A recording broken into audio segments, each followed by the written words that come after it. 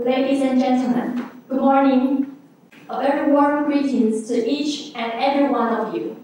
Welcome to the 2023 International Conference for Healthy Aging and Biomarkers, hosted by the National Center for Geriatrics and Welfare Research, National Health Research Institute. I'm your host today, very glad to be at your service, always. Yesterday, we witnessed fruitful dialogues from scientists and scholars from Canada, Japan, Singapore, the US, and Taiwan. Today, we gather together to further listen and learn about identifying the biomarkers for understanding the aging trajectory. Please join me in welcoming Professor Chuan-Wei and Professor Hong Jianqing to the podium to chair the morning session. Professor Chen is the Vice President of the National Health Research Institute of Taiwan and also serves as the Director of the Center of Neuropsychiatry Research. Professor Hong is the Vice Superintendent at the National Taiwan University Hospital, Yunlin Branch. We are honored to have them chair this session. Let's welcome Professor Chen and Professor Hong. Good morning. I hope our distinguished guests have a very good sleep last night after a very delicious dinner.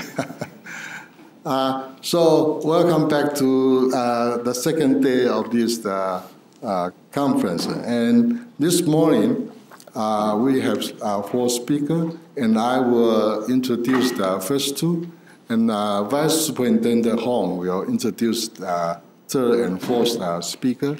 So our first speaker is Professor Zhang Wang.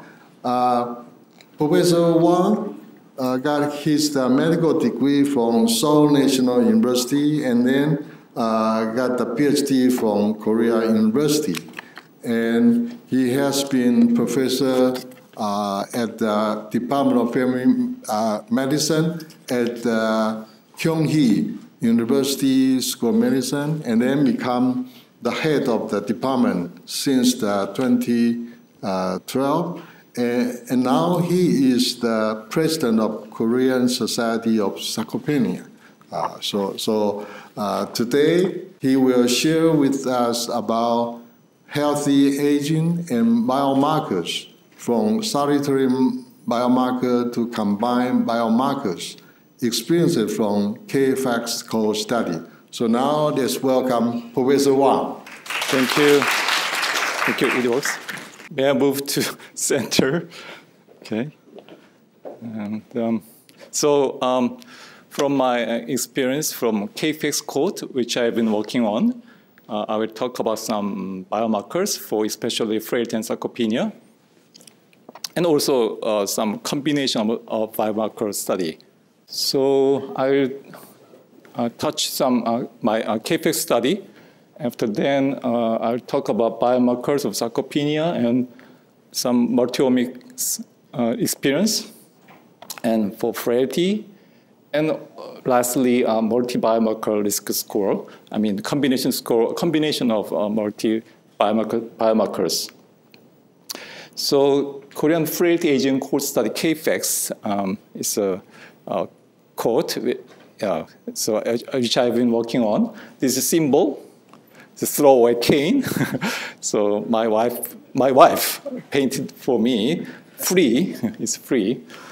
And so KFACS, we think about facsimile. I think you don't forget that.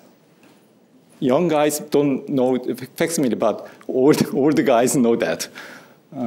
So KFACS, we recruit older adults who are community dwelling or elderly from across the nationwide. So from 10 centers, including Jeju Island, we recruit community dwelling elderly. So we start in 2016 and 2017 as a baseline study. And we've been working on we do a follow-up every 2 years. So I'll talk about biomarkers. So in terms of muscle growth, you know that BDNF or follistatin is increasing muscle mass. But, and you know that myostatin and GDF15 is suppressing muscle mass. So this is myostatin. So as I told you, as you know, myostatin suppress muscle mass. So it increases muscle mass functionally. But if you measure blood level of myostatin, if the myostatin level is high, what do you expect with muscle mass? Muscle mass may be low or high. It must be low, right? Because it functions as a suppressing muscle mass. But the result is the reverse. I mean, with the higher level myostatin level, the muscle mass is higher. It's a kind of paradox. So when you analyze this data, we found that muscle mass and myostatin positive relationship. So sometimes we stop here. Oh, negative finding. So it's a bad finding. So, but actually, that is the reality. That is real. So this is my study result. So why? I think if muscle mass increasing, this is myostatin is myokine, so it's secreted from muscle. So as a negative biofeedback, it may be secreted. So muscle mass increasing, myostatin secreted for negative feedback is my guess.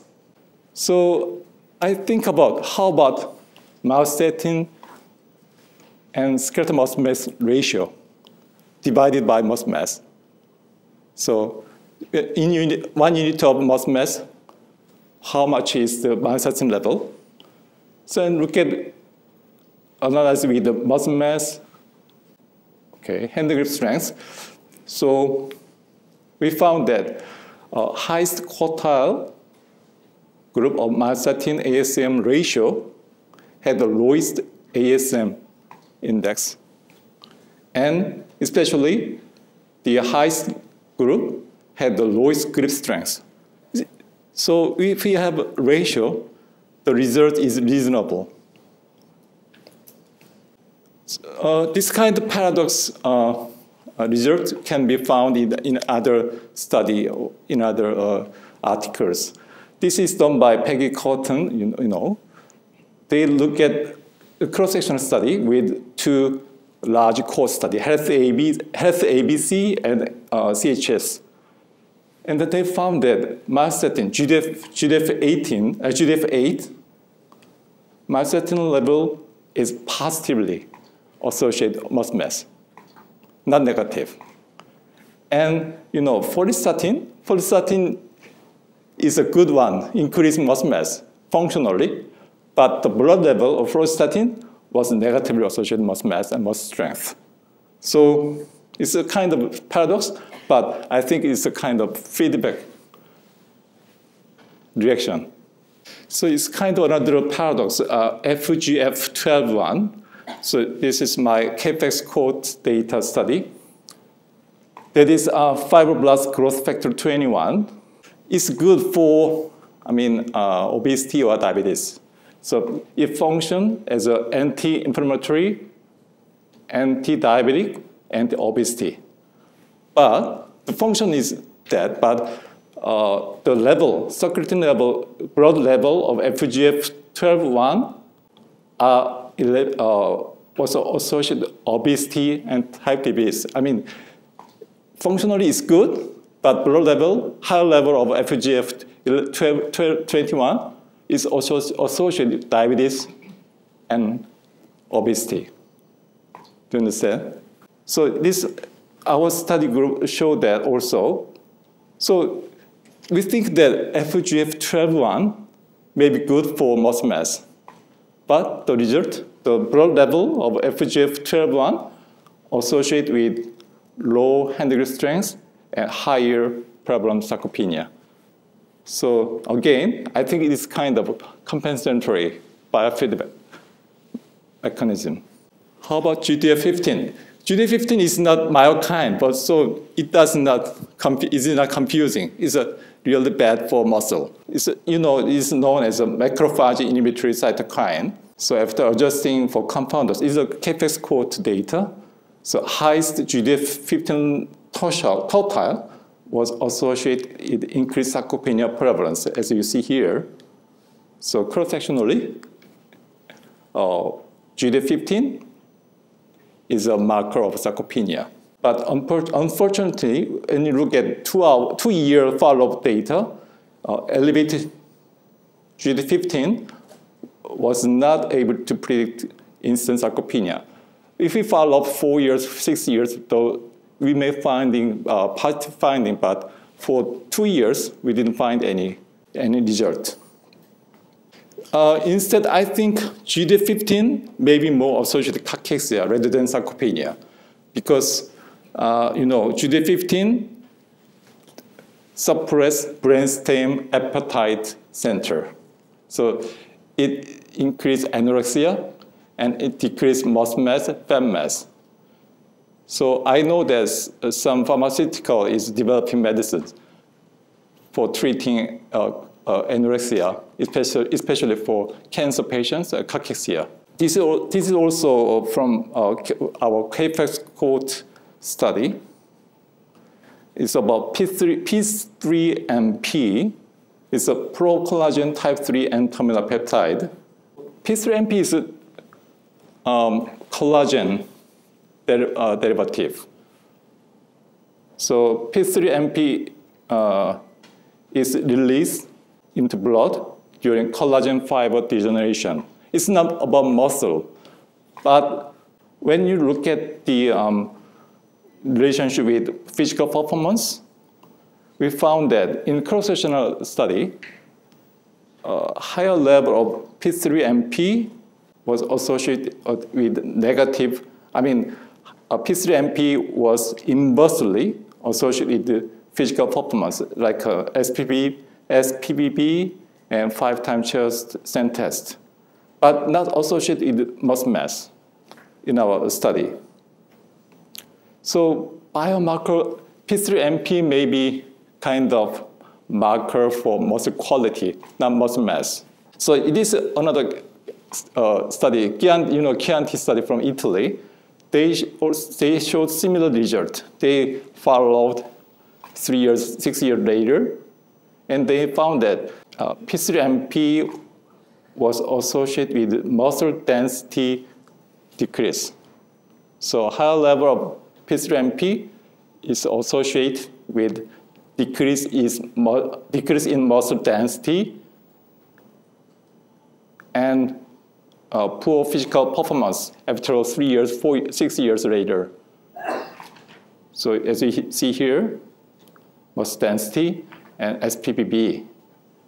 So they say that it may be related with fatty infiltration, muscle fat infiltration, or fibrosis. So it's good for it's a marker. It could be a marker for muscle quality, muscle function. And also we look at the biomarkers based on serum creatinine and cystatin.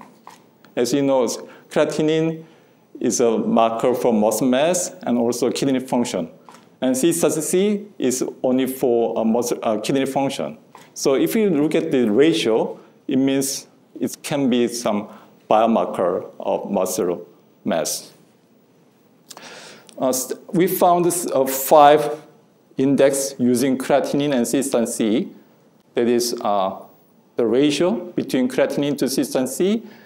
And the second one is sarcopenia index. That is serum creatinine multiplied by GFR using creatinine. Cystatin C. And third one is the ratio between GFR using C and creatinine. And the first one is using, is a kind of index they're using age, creatinine, C, hemoglobin, and body weight. And similarly, a biochemical total body mass index, they are using weight, creatinine, and C, whatever. So out of these 5 index using creatinine and C, we found that the first 3 index is not good to diagnose sarcopenia, but this one, number 4, number 5, is good to diagnose sarcopenia. And also we have some experience in multiomics using metabolite multiomics. So out of the KFACS data, we chose 10 severe sarcopenia, 10 non-sarcopenia. Why just 10 persons? You know, multiomics study is very expensive, very, very expensive, you know. So we chose just 10. And so, and then we did some non-targeted metabolic analysis. And then out of 1,000 metabolites, tentative 1,000 metabolites, 191 metabolites were found in my 10 persons of person's blood. And among them, we found that just 4 metabolites were significantly different between severe sarcopenia and non-sarcopenia. So this is the result. It showed that a higher level of alanine and proline, glycolic acid, and low tryptophan was a biomarker for severe sarcopenia. So if we have higher alanine, higher proline, higher glycolic acid, it means severe sarcopenia. Or otherwise, low tryptophan may mean severe sarcopenia in my study. So what is the explanation as to proline, alanine? Actually, proline is an essential component of a collagen. It's an amino acid of a collagen. But because it works for joints, and maybe it may work for a muscle. And especially proline and alanine are generated by proteolysis in skeletal muscles in malnourished. Because we don't eat well, muscle breakdown, and then proline and alanine is coming out to blood. And there are some studies that low physical activity and longer sitting is associated with the high level proline. So as you know, when you look at the TCA cycle, proline or alanine is used in this cycle for energy production in mitochondria. So I think that this kind of amino acid is used as a energy production, and also it can work for muscle activity. I found one study. They showed that out of this kind of amino acid, including glutamine, histidine, proline, tryptophan, only after multivariable analysis, they showed that only proline was associated with sarcopenia. So maybe proline is a very important amino acid as a biomarker of sarcopenia.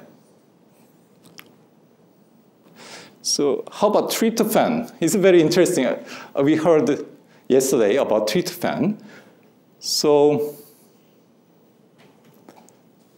we must remember that tryptophan itself is a substrate for muscle synthesis, protein synthesis. And also it produces serotonin and melatonin. But it's a healthy condition in this way. But under a stressful condition or with chronic disease, tryptophan metabolized to kynurenine. Very interesting pronunciation. Kynurenine, right? Kynurenine. So it's very toxic material for muscle. So, I mean, tryptophan can be used under, stress condition with chronic disease. It can be bad for muscle, but if not under stressful condition, if not with some chronic disease, it can be used as substrate for muscle mass. So I found one study which showed that tryptophan level is positively associated with growth strength and gait speed. But my assumption is that why tryptophan is good for muscle mass? Yeah, it could be a substrate, but also it can produce serotonin. So it associated with good mood, good sleep, and it may increase muscle mass. So I think it could be another assumption, pathway. And why gluconate is associated with muscle mass sarcopenia? I don't know. So gluconate is produced by oxidation of glucose, as you see here. But the role, the effect is mystery. We don't know yet much about that. But if you are interested in gluconate, I recommend you to study about that. How about biomarkers for frailty? So yesterday, Ochika told us about EPA, DHA level, blood level. But instead, we check the red blood cell level of EPA and DHA. So some say that fatty acid composition of RBC membrane is better than plasma level because it represents more long-term dietary fatty acid, unpenetrated PUFA intake. So it's more stable than just blood level. Anyway, we found that with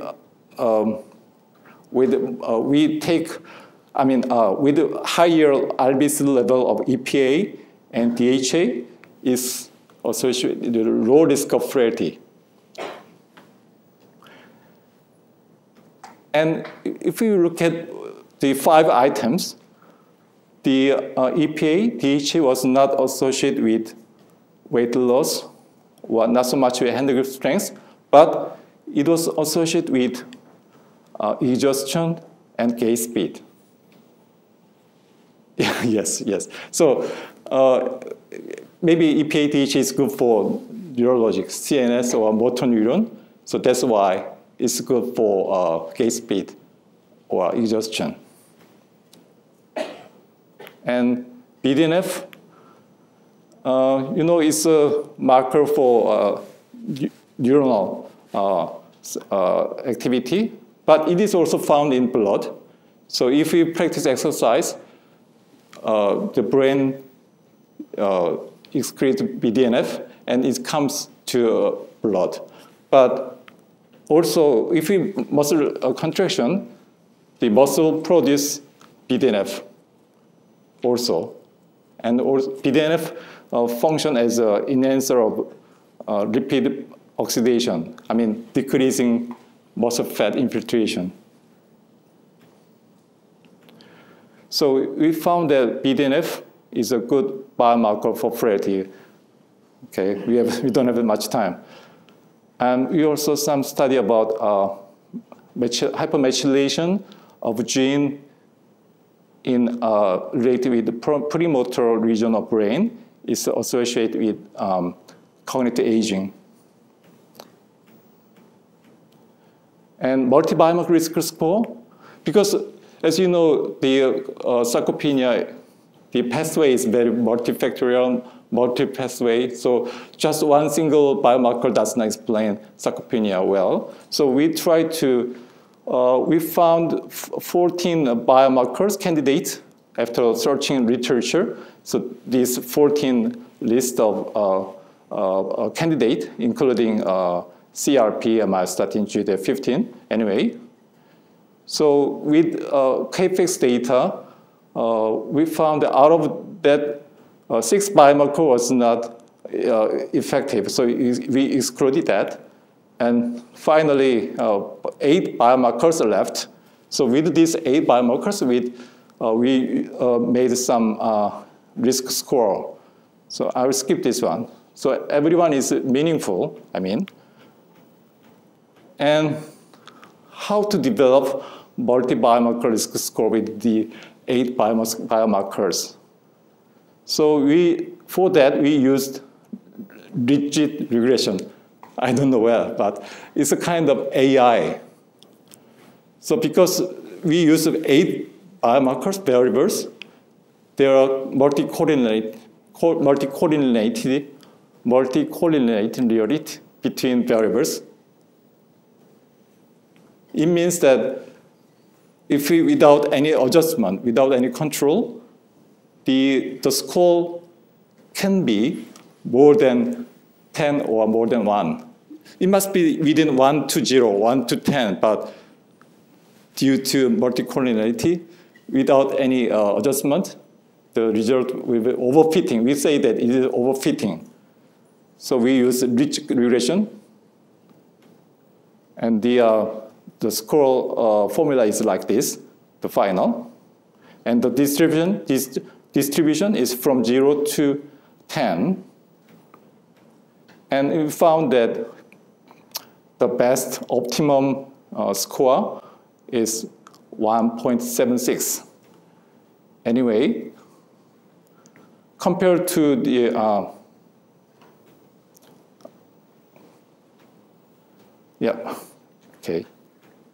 So when you use the multi-biomarker risk score, it was higher than any single biomarkers. As you see here, the blue one is multi-component risk score, and others are single biomarker. So it's much better.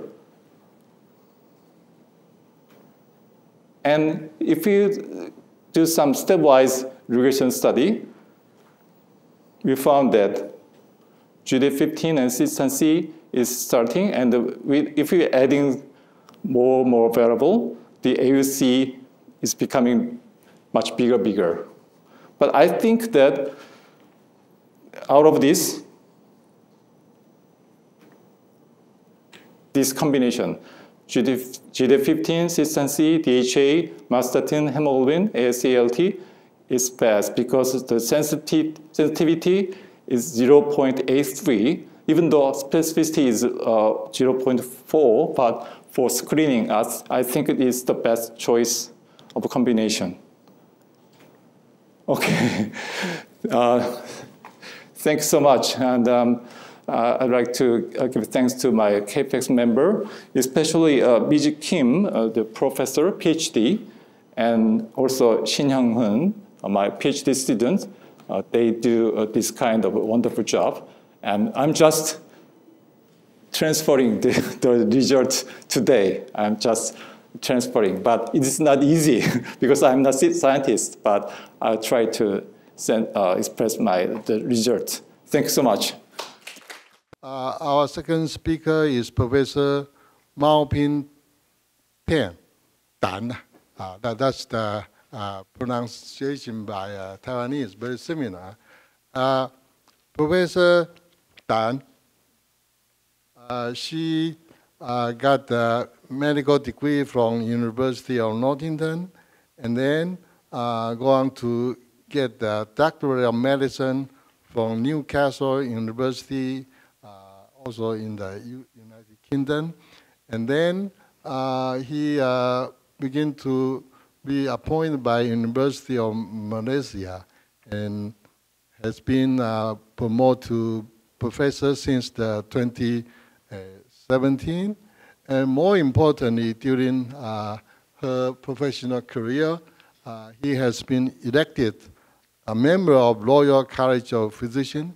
And now is also a fellow of the Academy of Medicine of Malaysia. And today, she will share with us ageless longitudinal study of aging, biomarkers for cognitive frailty trajectory. Let's welcome Professor Tan. Thank you, thank you. Yeah. I won't stand behind the podium because you can't see me, so I'll have to stand up here. Hopefully it works. Okay, right. So thank you very much for giving me the opportunity to share with you some of the work that we've done. And Malaysia, I've been looking at all the work that's been done, presented, and with great admiration, because Malaysia is actually a lower middle income country. So we don't necessarily have the similar magnitude of resources to try and do the same sort of things. But we still need to do research in Malaysia, so I'd share with you what we're doing to align ourselves with what other people are doing. But of course, we can't spend those sort of big monies to actually chase after biomarkers.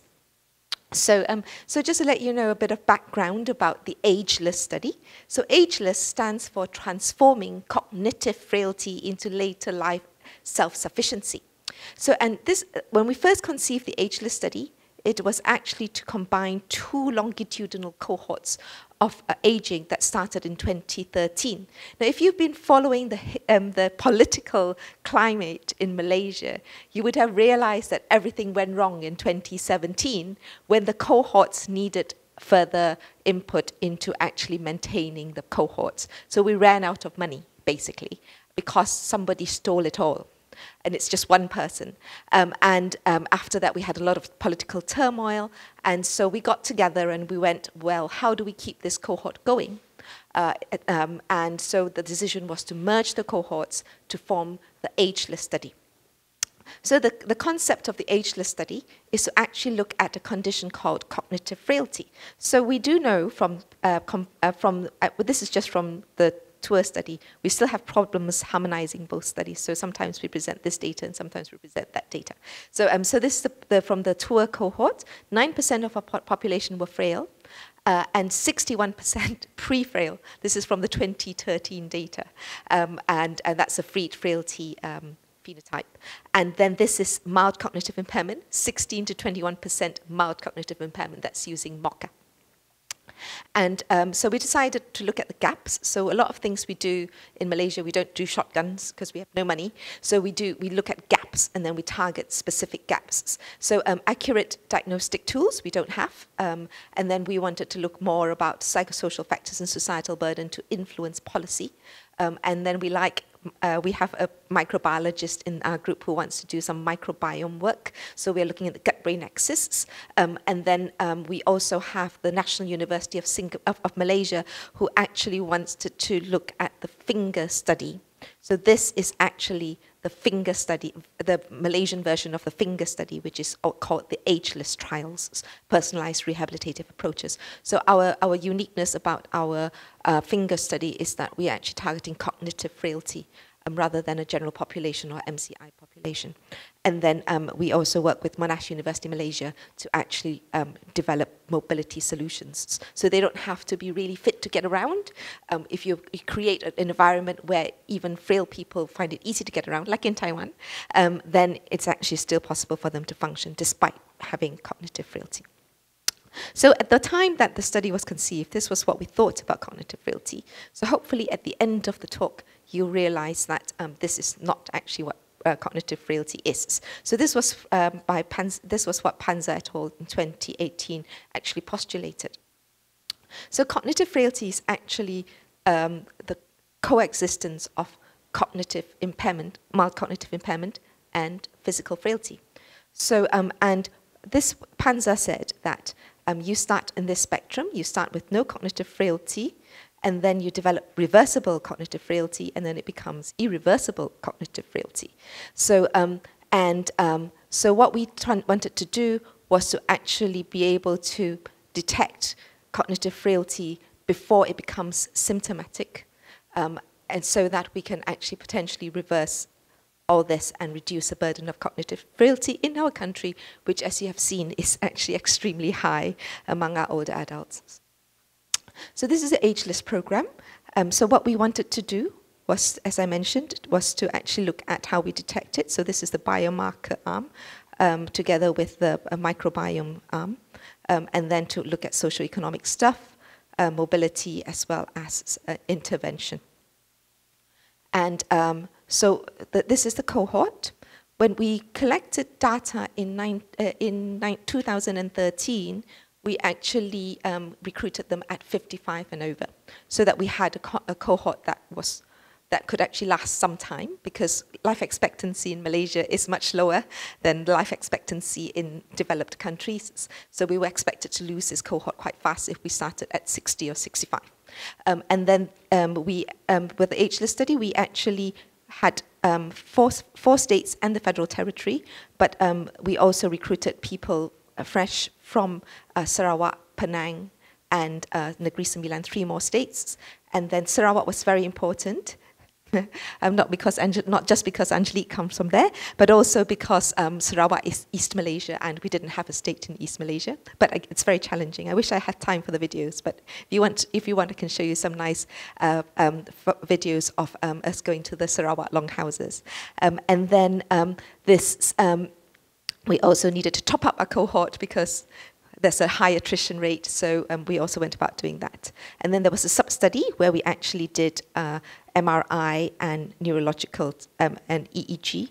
We wanted to do FNAIRS, but ordering became very challenging over the pandemic, so near-infrared has now been cancelled. So these are the things that we did.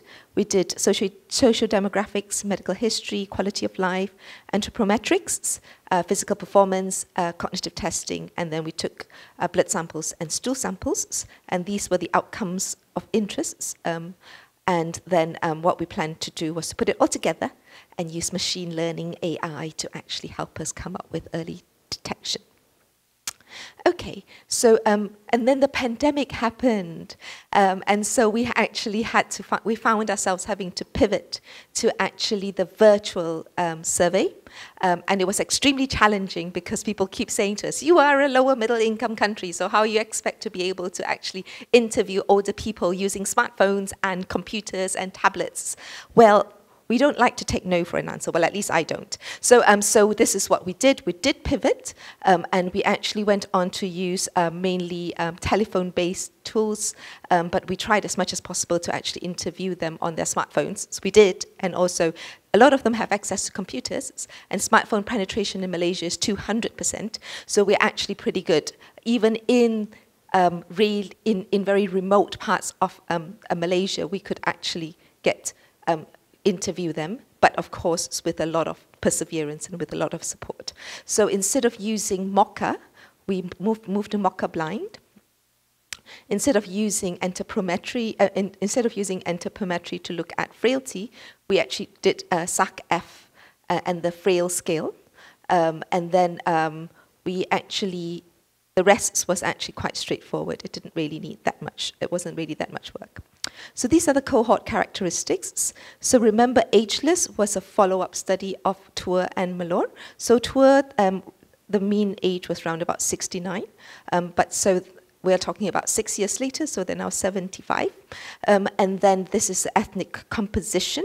So the recruitment criteria for Malone and Tour were different. Malone actually stratified by ethnicity, so we had equal numbers of ethnic groups. And then Tour was supposed to be a nationally representative cohort, so we have overrepresentation by Malays. We don't have 62% Malays in Malaysia, 30% Chinese and 5% Indians, so underrepresentation of the Indians. So by putting them all together, we actually have a very representative cohort. Okay, so now we have a nationwide cohort, 300 in Sarawak. Kelantan, Penang, we didn't do so well, but this is another story. It should go up to about 300 at some point when I get around to get my negotiation skills out. 300 here, and then a large proportion, 1,500 in Selangor and Kuala Lumpur.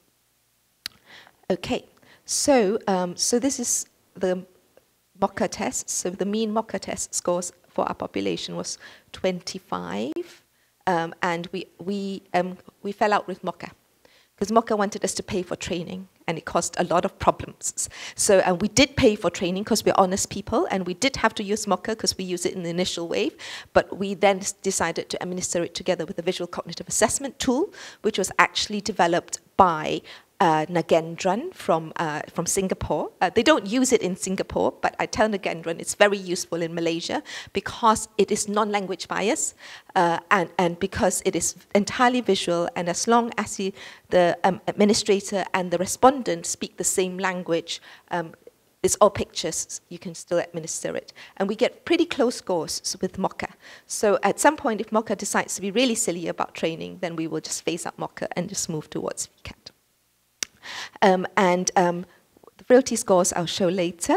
And we also asked them, because we did this intra-pandemic, whether they were less active or more active over the pandemic. 30% said they were less active, 15% said they were more active, and then whether they were anxious or more anxious or less anxious. And then 12% said they were more anxious, and 8% said they were less anxious, and around about the same number said they were less depressed and more depressed. So actually our older population are pretty resilient. They didn't do so badly over the pandemic. So okay, so now this actually looks at the frailty outcomes of our cohort. So after following them up for 7 years at that point, we were actually able to look at what frailty scale would we use for Malaysia. And to our pleasant surprise, the answer was any one of them. They're just as good. They correlated very well. They correlated decently, but the problem is that they can't be used we have got problems about using them interchangeably. So when we looked at 7-year mortality using the Rockwood, Freed, the SOF, as well as the TILDA, then we actually found that all of them actually significantly predicted mortality at 7 years, with the mortality for those who are frailer higher than the ones who are pre-frail compared to those who are robust. That's pretty good. But what so this is actually looking at the correlation. So this is the correlation, and correlation is strong for some. So the CHS is actually the Freed study, and then CSHA is actually the Rockwood's Freed's phenotype, and then this is Rockwood's. So the SOF and Freed correlated quite strongly, and the rest had moderate correlation. And also we looked at agreements, so frail, non-frail agreement, and there was all significant agreement, but not perfect agreement. So all of them were useful as tools for frailty, but they can't be used interchangeably. Okay, so this is the Kaplan-Meier plot because we've got them. As you can see, if you're frail, using Rockwood's, using A is Rockwood, Freed, B is TILDA for some strange reason, C is actually the SOF. Sorry, this is Rockwood, D, and then A is Freed, and you can see that there's clear separation. Those who are frail actually die faster, pre-frail a little bit less fast. And then these are people who are robust. Okay, so let's move on a bit. So we wanted to know how many of our cohort actually had cognitive decline. And Mocha became a problem because we found that there was actually a significant learning effect. So after 7 years, the whole cohort scored a lot better. So we did have issues with a follow-up, as you would imagine. We couldn't contact some of them. You know, we basically are doing data collection at a time where we couldn't go to people's houses, and then phones, we had changed from landlines to mobile phones, so we actually had difficulties contacting some of our cohorts. And some of them had passed on, but we do have actually mortality data for them, so that's not too bad. But overall, 13% of our cohort had a Mocha score drop of 2 or more. So I move on a bit. So biomarkers. So we basically looked at physiological biomarkers. This is a personal interest of mine, using beat-to-beat blood pressure. So we are always very fussy about blood pressure, but we all still do one snapshot blood pressure at the office. But we actually have technology now to measure blood pressure with every single heartbeat using non-invasive beat-to-beat blood pressure monitoring. So this is the setup. This was actually in Newcastle where I trained. And this is Leslie, one of our nurses. But I have this similar setup now in Kuala Lumpur. This is a task force monitor. And we measure beat-to-beat blood pressure using a finger cuff. And that's synchronized to beat-to-beat to ECG signals. And so this will give us continuous beat-to-beat blood pressure recordings will give us very short-term blood pressure variability. So you can do this in 10 minutes in your clinic. And the ones that we have been reading in the literature is long-term, so visit to visit, and also mid-term, which is day-to-day. So usually this is done with home blood pressure monitoring, and then the short-term ones, which is 24-hour blood pressure monitoring. But you can do this. You can do very short-term in 10 minutes in your clinic. And so we looked cross-sectionally at MOCA scores versus blood pressure variability. I'm just showing the frequency domain one. I won't try and explain what it is. But so basically, the higher the number, the higher variability from beat to beat. And we look at it as high frequency and low frequency variability. So low frequency variability, no association with MOCA scores. But when we look at high frequency variability, compared to the people with the lowest MOCA tertiles had significantly higher high-frequency systolic blood pressure variability compared to those who had the highest MOCA tertile. And there was also a significant difference in people in the second tertile, but of course the difference was less. So potentially we could actually use very short-term blood pressure variability, high frequency, as potentially a biomarker for cognitive impairment. So we thought, okay, short-term, cross-sectionally, increased blood pressure variability is associated with reduced cognition. So let's look longitudinally now. We've got follow-up data. So to make this simple, we've actually we've just dichotomized this. So we've did both time domain and frequency domain blood pressure variability. So we couldn't find anything with the frequency domain, so I'll just contend with the time domain. So time domain, we use coefficient of variability and standard deviation.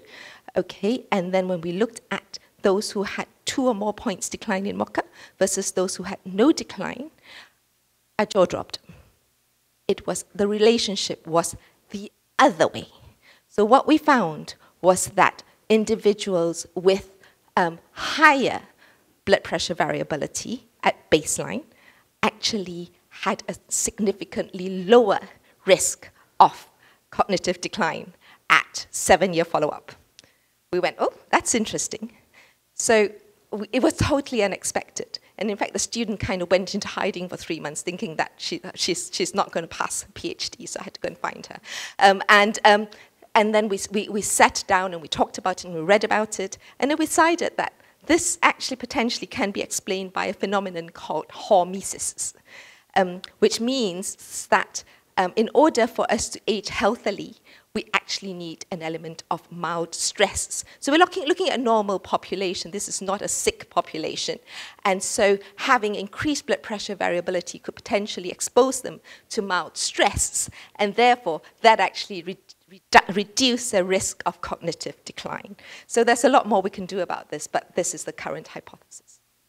So moving on to cognitive frailty, when we look at a 5-year adverse health outcomes. So when we looked at cognitive frailty at baseline, we also wanted to know whether it was associated with adverse outcome, whether it's a useful thing to look at.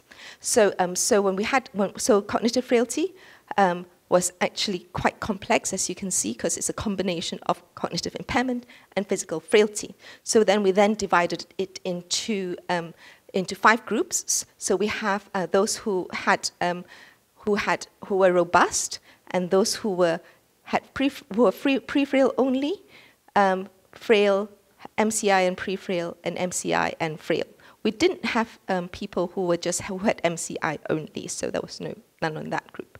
And basically what we found was people with cognitive frailty, so this is a CF group, had significantly increased risk of falls, hospitalization, and also sarcopenia at long-term follow-up, but no increase in cognitive memory worsening. But we could actually account for falls by adjusting for ethnicity. So ethnic differences accounted for this, and then hospitalization also for ethnic differences. So ultimately, it was the sarcopenia that was actually statistically significant after all adjustments. So transitions. So this is exciting. When we came up with this curve, everyone wanted to draw it. This is called an alluvial curve. And what we have is, this is baseline, and this is follow-up. So the placing of this makes sense. I was talking to Belinda about this, and she told me I was actually extremely OCD. But so this is a cognitive frailty group, the red one at the top, and then you have frail, MCI only, pre-frail and MCI, I think. Can't see. Pre-frail and MCI, and then pre-frail only, and then the robust group. So we lost quite a few to follow up. That's a loss to follow-up chunk. So let's not look at those. And then quite a few also passed on. The mortality rate was around about 10% at that time. But when you look at cognitive frailty, a tiny number of cognitive frailty people came back, because of course follow-up, they needed to come. And if they were cognitively frail, they would have deteriorated and we would have lost them. So the ones who came back, not all, remained cognitively frail. Some had died. They were at higher risk of death, remember, and some had reverted to only MCI, and a small number had reverted to pre-frail and cognitive frailty, but none of them reverted to robust. So if you have cognitive frailty, then you can't actually fully become robust, and so this is a transition. Okay, so. But then we said, okay, what's a low-lying fruit? What can we look at as a predictor of cognitive frailty longitudinally? So what we looked at was what predicted the transition states, and so we decided to look at psychological status. So these are psychological status at baseline. So depression, anxiety, and stress were determined using the DAS-21 because that was validated in Malaysia in the relevant languages. I forgot to say that in Malaysia, you have to do everything in Malay, Chinese, Tamil, and English. So we had to find tools that were available for all those 4 languages because we have really high, a lot of ethnicities, and they don't all speak English or Bahasa Malaysia. So anyway, so depression.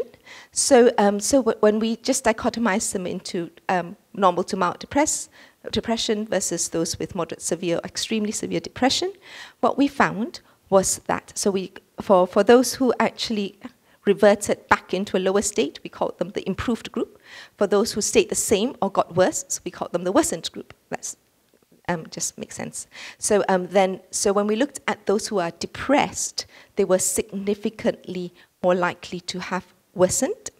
But when we actually looked at whether they could actually improve, they were depressed. Then basically, if you had depression, your CF status was very unlikely to revert. Was unlikely to revert back to normal. Nobody actually reverted to normal, and that was the same with stress.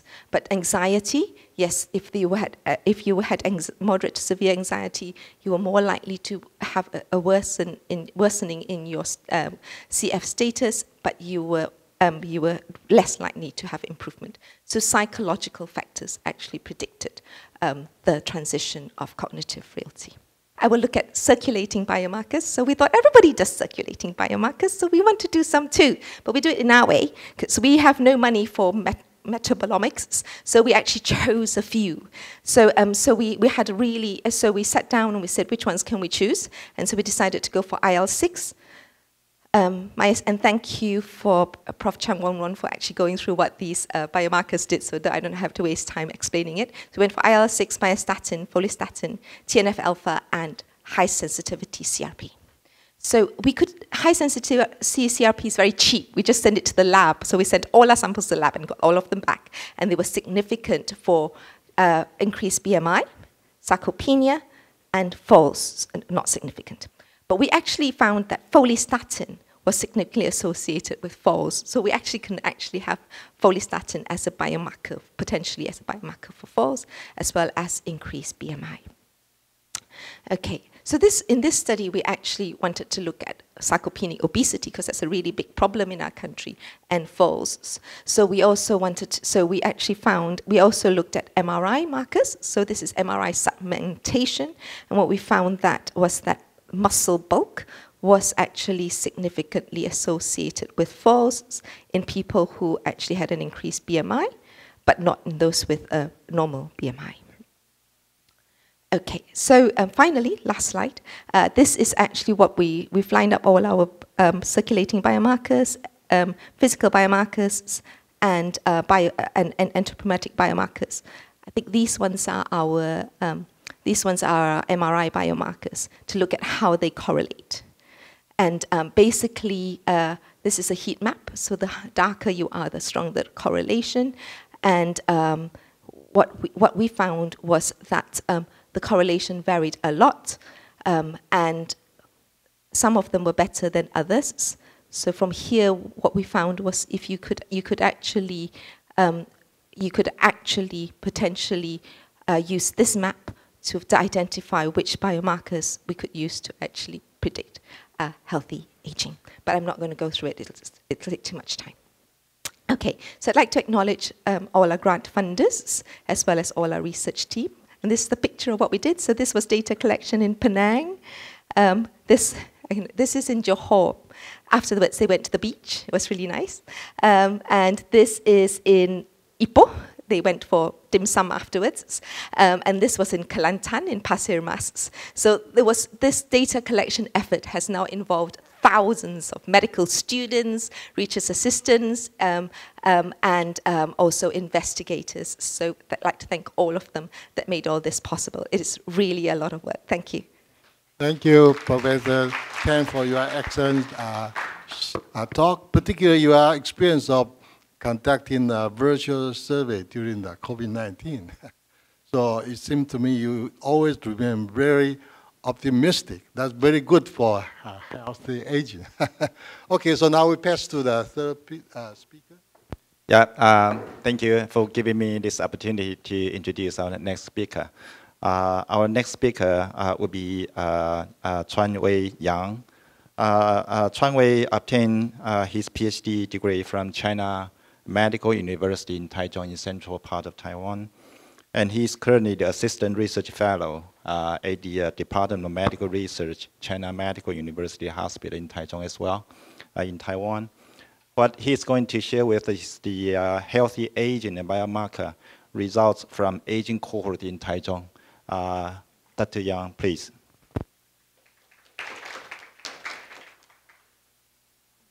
Thank you for your kind introduction. In this talk, I want to share some findings from the Taichung Community Healthy Cohort Study. This presentation contains 3 parts. Among them, the Taichung Community Healthy Cohort Study will be divided into 3 approaches for discussion, including epidemiology, molecular mechanism, and genetic variations. Firstly, I want to talk about the elderly population in Taiwan. Many countries are facing the issue of aging population, and Taiwan is no exception. We are experiencing change in our population structure.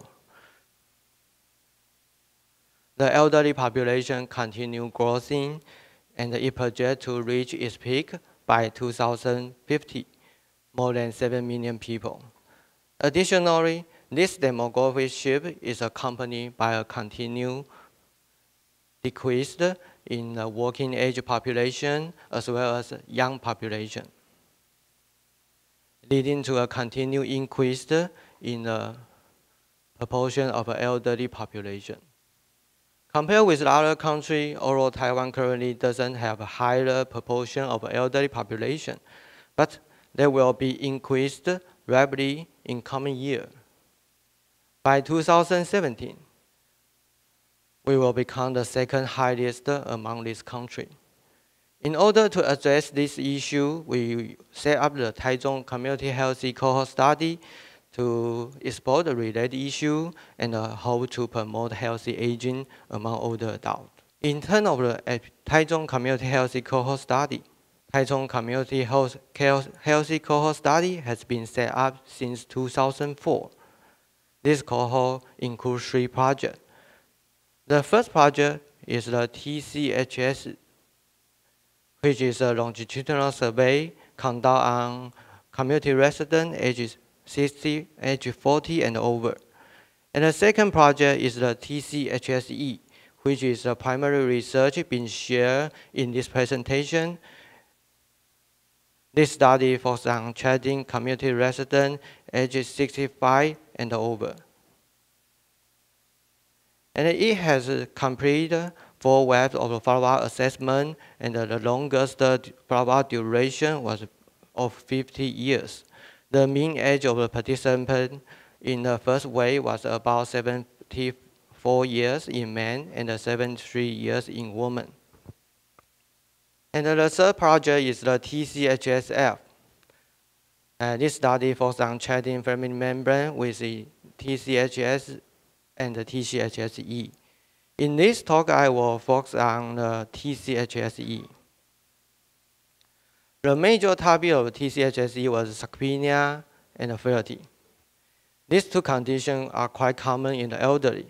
In order to make everyone to pay attention to this issue, our team was the first to report the prevalence of sarcopenia and frailty among older adults in Taiwan.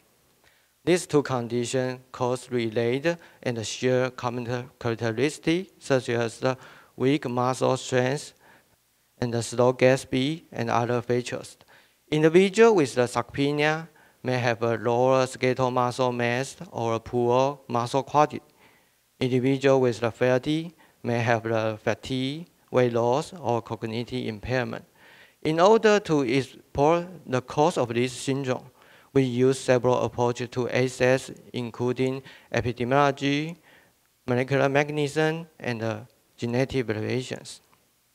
In this presentation, I will focus on the molecular mechanism and the genetic variations. In terms of the epidemiology, let me provide a brief overview. We have found that preventing frailty in older adults is very important. This is because when older adults have frailty, they may impair their quality of life and the potential of a successful agent. Furthermore, through the collaboration with the NHRI, we discovered that using European Working Group definition of sarcopenia is suitable for Taiwanese older adults. However, it is need to pay attention to the body composition and the chronic disease of the prevalence of and the control the prevalence of chronic disease, because this factor may affect their physical performance. Additionally, through the multiple analysis of mortality, we found the urine acid level, frailty status, muscle mass, and the physical performance can be used to predict the survival of older adults.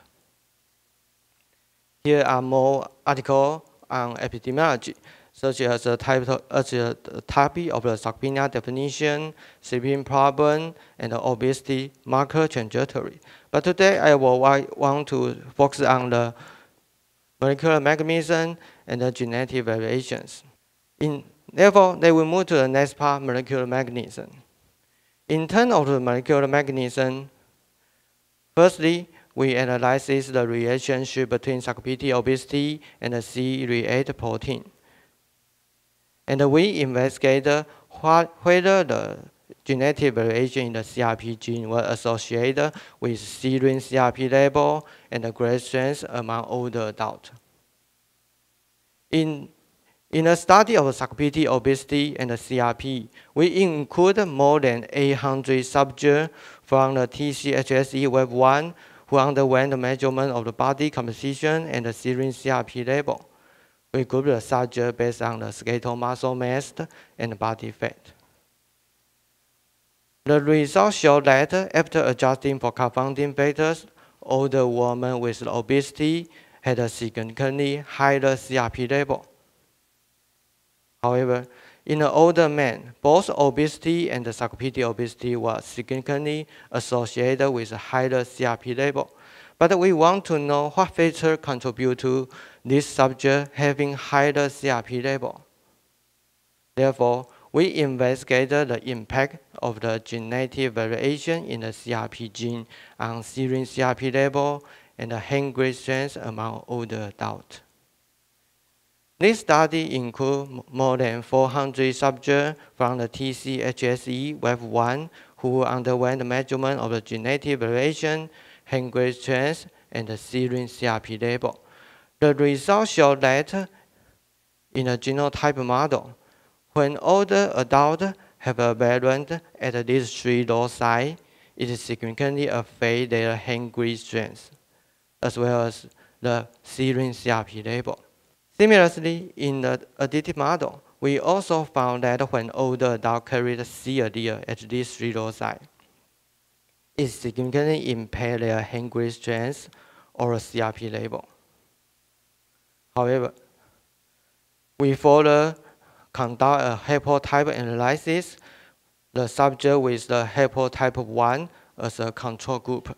After adjusting the confounding factor, we observed that subject with the haplotype 2 exhibit significantly lower hand grade strength as well as the higher serum CRP level. Furthermore, subject with the CC genotype at these 2 loci had a significantly higher CRP level compared to others with the TT genotype. Therefore, from this study, we confirmed that the genetic variation in the CRP gene not only impaired the serum CRP level, but also affected the hand grade strength of older adults. In terms of the molecular mechanism of the insulin sensitivity, we assessed the relationship between insulin sensitivity, skeletal muscle mass, and the physical performance. Subjects with the poor insulin sensitivity typically have a higher blood glucose level and advanced glycation end product. Therefore, we explore the potential of the urinary advanced glycation end product as a biomarker for sarcopenia. During the recruitment process, it was often observed that the older adults with diabetes have a lower muscle mass. Therefore, we began to consider the impact of the glucose metabolism on muscle mass. We included more than 800 subjects from the TCHSE Wave 1 who underwent a measurement of the DEXA scan, blood sugar, and the insulin level. And we used the HOMA-IR equation to assess the insulin sensitivity. We grouped the study subject based on the tertile of HOMA-IR. As you can see, the subject within the highest tertile HOMA-IR had a higher body weight, BMI, waist, and hip circumference. However, the situation is different when it comes to the muscle mass. Subject with the highest tertile HOMA-IR group had a significantly lower high adjusted ASMI. Among the weight adjusted ASMI, the situation is the same. Furthermore, we further grouped the study subject based on their physical activity status. Among those having the physical activity, the subject with lower insulin sensitivity had a significantly lower ASMI, whether adjusted height or weight. However, when we examine the combined effect of the physical activity and the insulin sensitivity, subject not only exhibit lower ASMI, but also lower walking speed and the grade strength.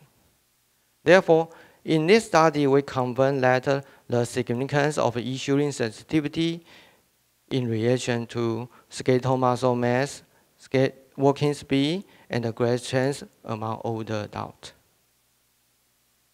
As we know, the subject with the lower insulin sensitivity for a long time may lead to the increase of blood sugar. Over time, some of this sugar may bind to the DNA, lipid, or some protein.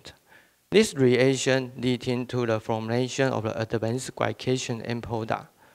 Previous study has already identified a link between the AGE and the disease, such as Alzheimer's disease, Parkinson's disease, hypertension, COPD, and CKD. More recently, through the recent related experiment, it has been confirmed that the AGE accumulated in muscle cell and impact muscle cell function. However, can we use the AGE as a biomarker for sarcopenia? In order to explore this question, we conduct an investigation using the subject from the TCHSE Web 3. In addition to measure the subject's body composition and the physical performance, we specifically analyze the urine CML level, which is one kind of AGE. Because previous study found that the higher plasma CML level can be an independent predictor of the walking speed and the frailty among older adults. But in this study, we didn't find an association between the urine CML level and the walking speed, and no association was observed between urine CML level and the ASMI, whether adjusted height or weight. However, interestingly, urine CML level show a significantly negatively correlated with the grade strength among older women.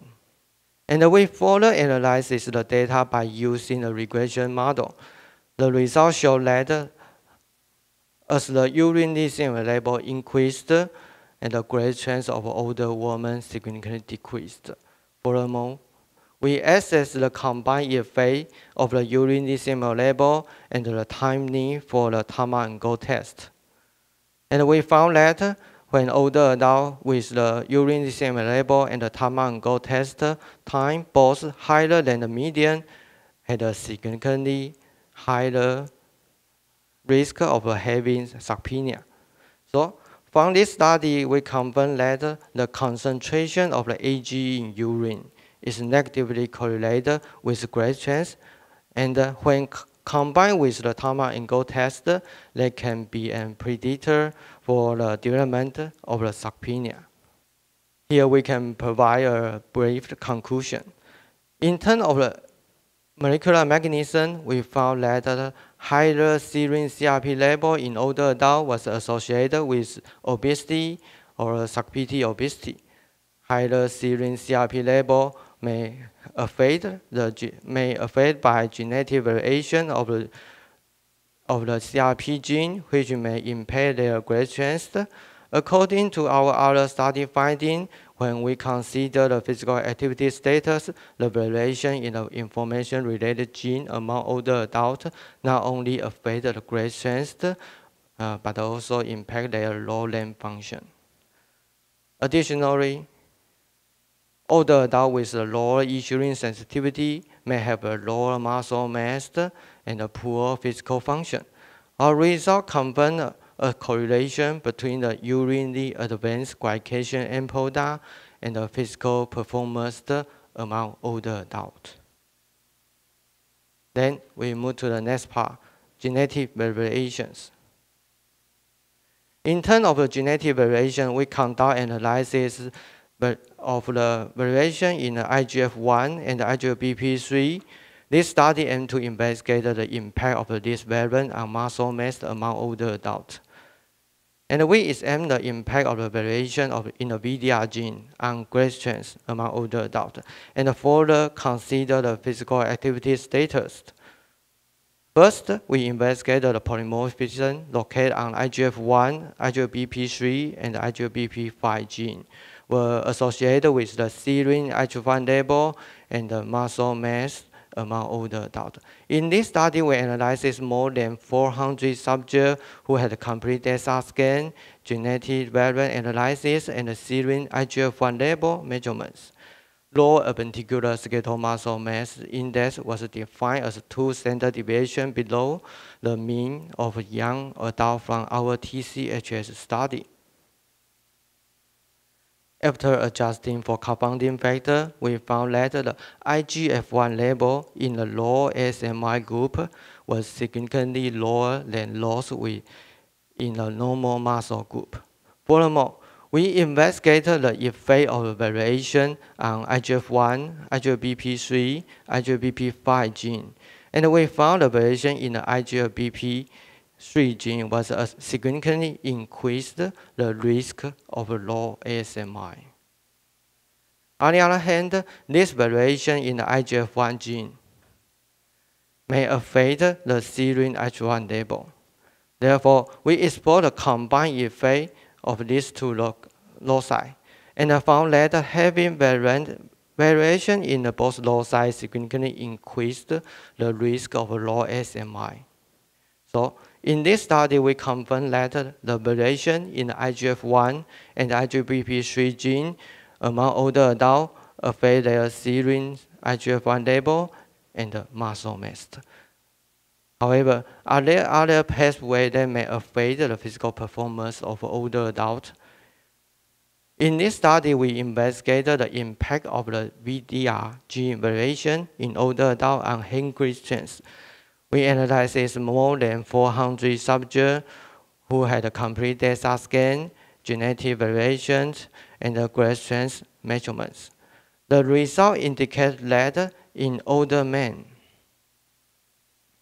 variation at these two loci significantly increased the risk of low grade strength in a genotype model, additive model, as well as the dominant model. The highest risk could increase up to 3-fold. Furthermore, we consider the effect of the physical activity. We could observe that there is a significantly joint effect of the physical activity and the variation of this loci. The significant effect only appeared when there was a variation at this loci and no physical activities. And we could observe a similar finding at this loci. Only there was a significant effect at this loci and no physical activity had a significant effect. According to this study finding, we confirmed that the joint effect of the variation in the VDR gene and the physical activity affect the grade strength of older adults. On the other hand, we understand that mitochondrial function is very important for muscle mass. Mitochondrial function can be regulated by its own DNA. Therefore, in the upcoming research, we aim to investigate the impact of the mitochondrial DNA variation on muscle mass and the physical performance among older adults. And we also analyze the impact of the mitochondrial DNA variation on cognitive function. However, the mitochondrial function declines with aging. This decline may affected by mitochondrial DNA haplogroups. A previous study showed that mitochondrial DNA haplogroups can regulate by the physical performance in mice. Therefore, in this study, we conduct analysis using the data from 3 waves of TCHSE and performed mitochondrial DNA sequencing using a baseline sample. We grouped the subject based on their haplogroups and further investigated the impact of the mitochondrial DNA haplogroup on 6-minute walking distance in older adults. Firstly, based on the haplogroup F, we divide older adults into 2 groups for comparison. After 8-year follow-up, the 6-minute walking distance was decreased, but no difference was observed between these 2 groups. However, interestingly, when we compared older adults based on haplogroup M, and we found that those with the haplogroup M has a significantly shorter 6-minute walking distance compared with others at the 3rd wave. But in the other haplogroups, we didn't observe any association. In addition to explore the impact on low length function, we also conduct analysis of R-length function. After 8-year follow-up, the grade strength of the study subject was decreased. When compared with the older adult based on the haplogroup R, and we found those with the haplogroup R had a significantly higher grade strength compared with others at the 3rd wave. However, in the other haplogroups, we didn't observe any association. Therefore, in this study, we identified that the mitochondrial DNA haplogroup status can be used to predict the grade strength and the working function in older adults.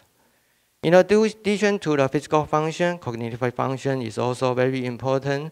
Therefore, we explore the relationship between mitochondrial DNA haplogroup status and the cognitive function in older adults, and further use the MRI to observe the brain microstructure.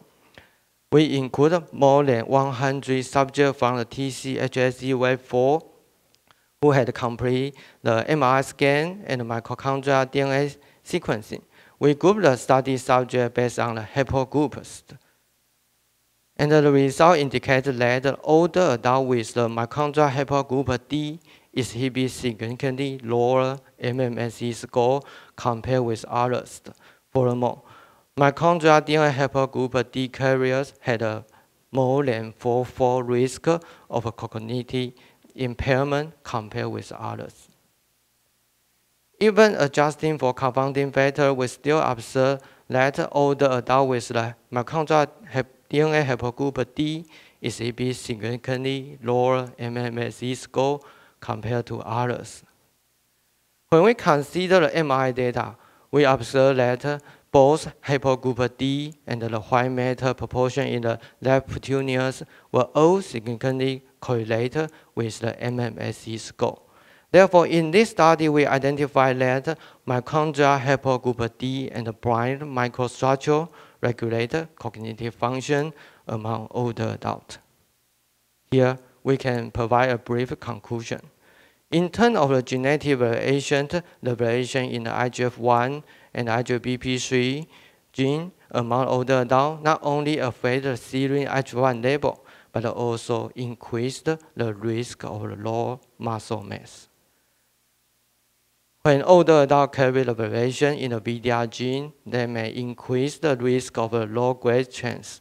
Additionally, our other studies have confirmed the association between the VDR gene variation and the osteoporosis.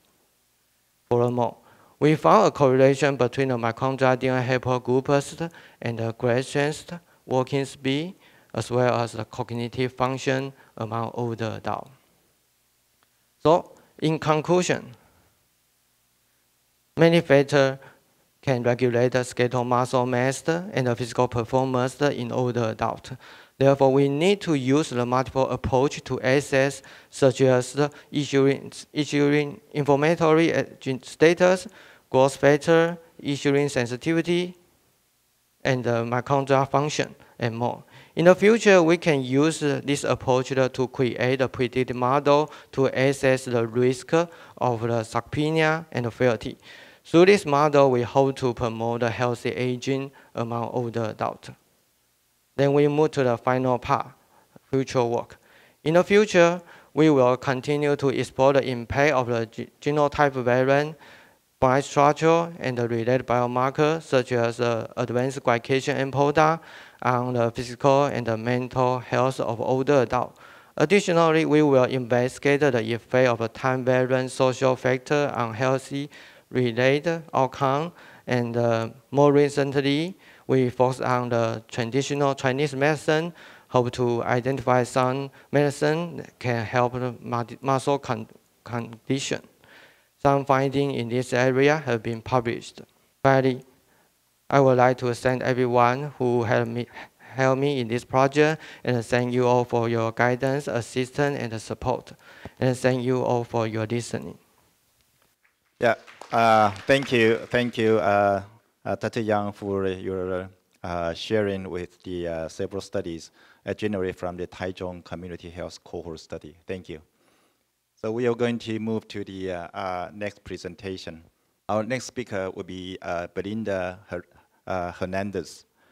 Belinda is currently the Senior Research Fellow, TILDA, at Trinity College Dublin in Ireland. She obtained her PhD degree at the University College Dublin. And her areas of research interest are mainly at the advanced statistical and machine learning methods to develop physiological and epigenetic biomarkers for health aging and multi-morbidity prevention. Let's welcome Dr. Hernández. Thanks a million. So I'm here to tell you a little bit about the TILDA study. So I'll give you a quick overview of our study, then go through some of the biomarkers that we collect before showing some recent research from our group. So we are TILDA, which is the Irish Longitudinal Study in Aging. We've been going a little over 13 years at the moment. So when we started out, we had 8,500 participants, and we were nationally representative of 1 in every 156 community dwelling adults aged 50 and over. So we're quite representative, and we now have just over 11,000 participants. So just to note that TILDA is part of a kind of wider global initiative. We're part of what is known as the HRS family of studies. So we have largely kind of harmonized data and health assessments across around 40 countries. So we started out in 2010. We've currently just finished our 6th wave of data collection. That finished a couple of weeks ago. We capture survey data every 2 years, which captures data on participant data on social self-reported health outcomes in economic and financial data as well. Our biomarkers are largely consigned to the health assessment, which takes place every 4 years. We've had 3 health assessments so far, and there we collect a number of biomarkers from kind of blood, hair, saliva, and stool samples. So we have microbiome data from there. So this is by no means an exhaustive list, but it's just to give you an idea of the most commonly used biomarkers that we collect in our sample sizes. So we collect cardiometabolic, cognitive, a wide array of inflammatory markers, kidney, hormonal data from our hair samples and micronutrients, and we have that over longitudinally over 4 years at the moment. And as I say, we're in the middle of processing our 3rd time point, which will be longitudinally over 12 years. With regard to other data then, we also have epigenetic data, telomere and metabolomic data over 4 years as well. So that brings us on to some work that we've been doing in epigenetics. So, I mean, just to start, we know that there's high inter-individual variability in the pace at which we age, and that's shown here by our 2 sets of identical twins. Obviously, they're the same age, but one set looks markedly older than the other. And we know that there's been an awful lot of research in kind of developing a measure which can encapsulate the aging process in a better way than just chronological age. And one of the ways that we can do this is through epigenetics, or DNA methylation is shown the most promise. So there's kind of been an explosion of research in recent years in developing what are known as epigenetic clocks. So obviously we know that around 1/3 of methylation levels at around 1/3 of our CPG sites affect or are affected by aging. So we can use these kind of penalized regression or small n large p machine learning methods to uncover a very small set of CPG sites which can very accurately predict age. So we can compare then the residuals of these algorithms.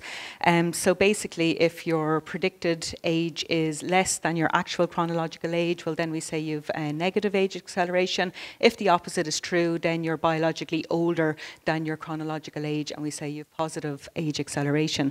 So there's been quite a lot of different types of clocks that have been developed. And one of the first things we wanted to do in TILDA was to compare them and see, well, what sort of aging outcomes are captured by each of these clocks, because they're all developed on different tissues, they're developed on different cohorts, different age groups, and they're even developed on different outcomes. So we wanted to see, well, do these kind of the most popular clocks work on our cohort, which is mainly white European. So we compared 4 different clocks: the Horvath, Hannum, PhenoAge, and GrimAge. The first 2 were known as the first generation clocks. They were developed on age as the outcome. PhenoAge and GrimAge were developed using mortality as the outcome. So we compared these for 9 different functional outcomes. So we can see in our minimally adjusted models, which adjusted for just age and sex, we could see that that PhenoAge and GrimAge were associated with slower walking speed and higher odds of polypharmacy in our minimally adjusted models. When we then adjusted for things like your socioeconomic status over the life course and things like health and lifestyle behavioural factors, well, actually only GrimAge was associated with walking speed and polypharmacy. So then we went on to look at other outcomes like frailty. We could see very similar results.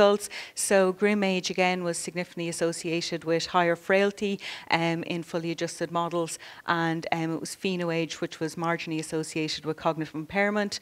Again, for mortality, we could see that GrimAge surprisingly was the only one that picked up on mortality in our cohort, despite the fact that PhenoAge was also trained on mortality. Long story short, I guess GrimAge was associated with 8 out of 9 of these functional outcomes in our minimally adjusted models, and it remained significantly associated with 4 out of the 9 of them for walking speed, polypharmacy, frailty and mortality in these fully adjusted models.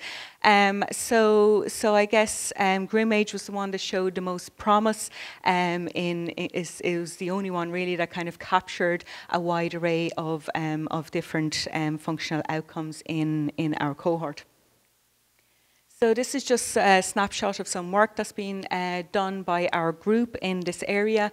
And I'm really, the reason why I'm showing epigenetics here is because we have a lot of studies that are ongoing at the moment where we're developing different surrogates for different health and functional outcomes. But unfortunately, we can't share the results here today. So I just wanted to note that this is part of a wider collaboration with the US and a number of different European cohorts. So if anybody has epigenetics data and will be interested in joining this collaboration, get in contact. We'd love to further that. So another thing I wanted to show from our group is something called the active stand test. So this is a part of our health assessment which is unique within the HRS family of studies. It's unique to TILDA, although Professor Tan has shown that she also has a very, very similar study. So in the active stand test, it's a very simple test. The participants come in, they lie down on a bed for 15 minutes and they relax. Then they're asked to stand up as quickly as possible. They remain standing for 3 minutes, and that's the entire test. So during this time, you can see that they're hooked up to a phonometer, and this measures loads of data about their peripheral hemodynamics, or the blood pressure, or the blood flow around the body. So we capture things in real time, like our heart rate, systolic, diastolic blood pressure, and other measurements like stroke volume, total peripheral resistance.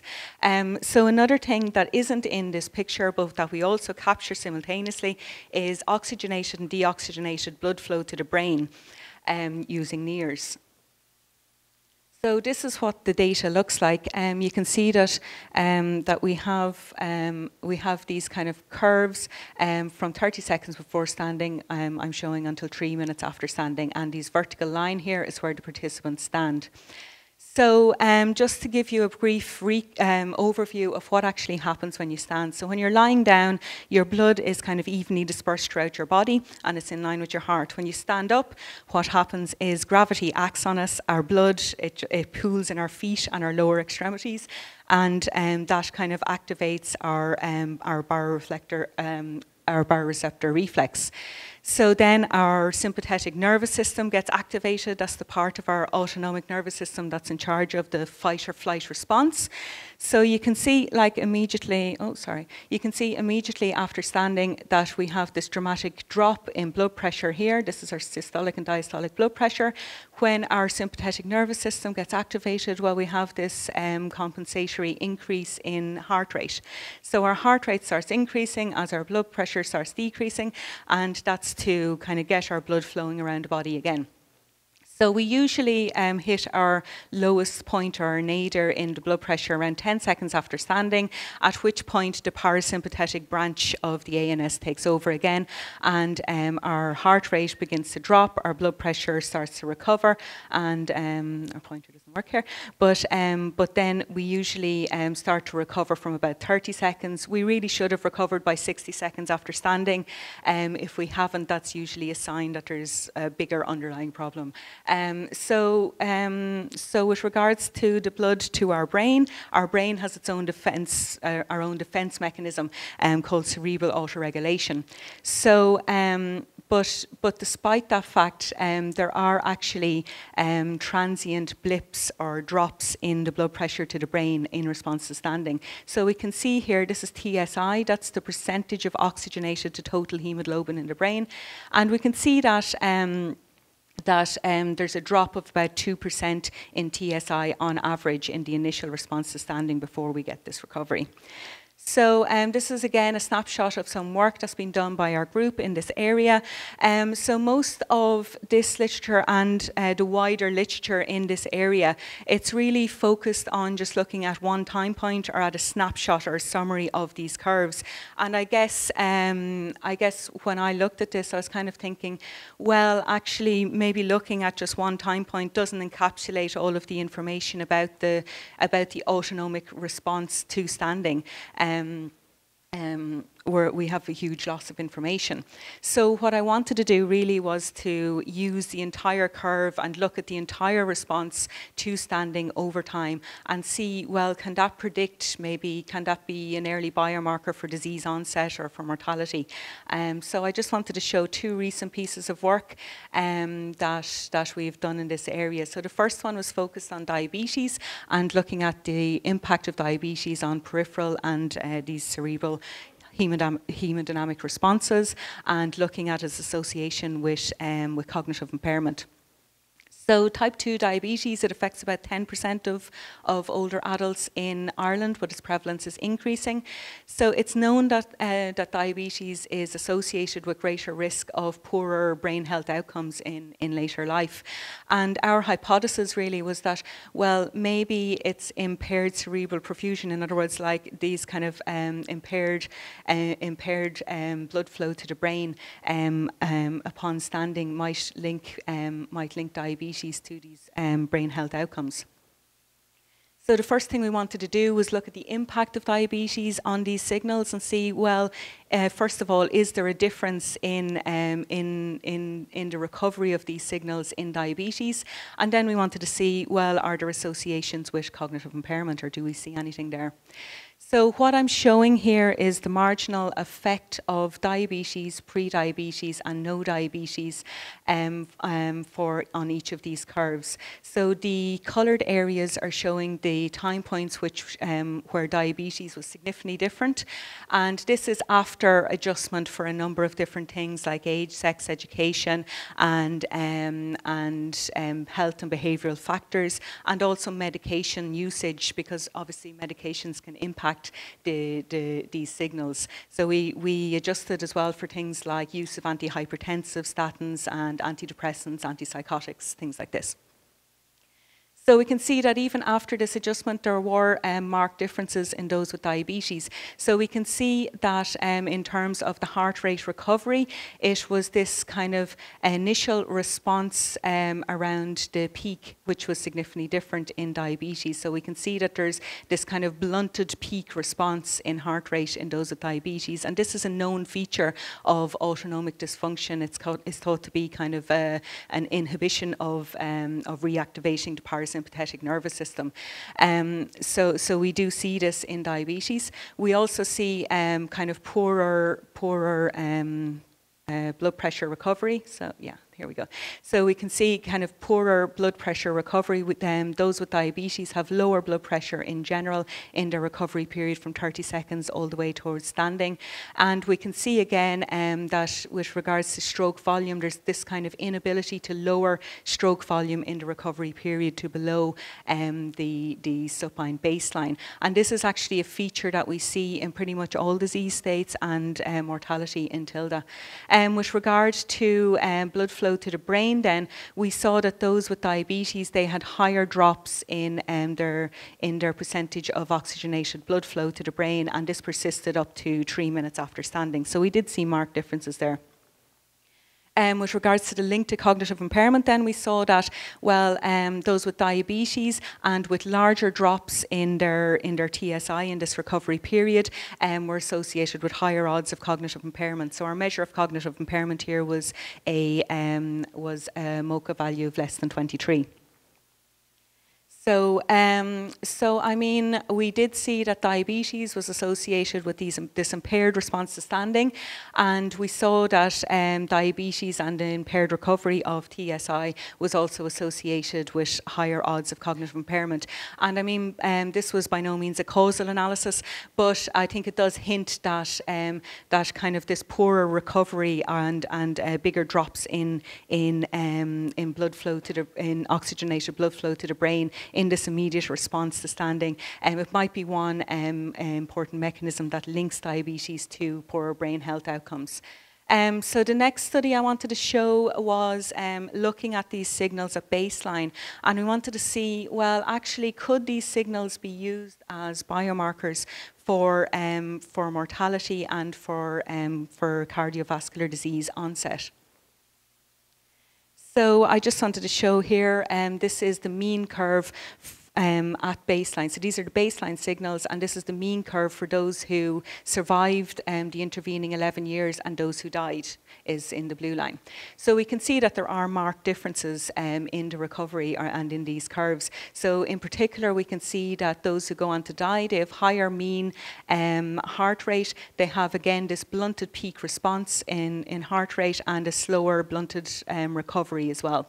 And we can see, again, this kind of lower recovery of systolic blood pressure, which we also saw in diabetes, and this failure again to drop our stroke volume index to much below its supine baseline in this recovery period.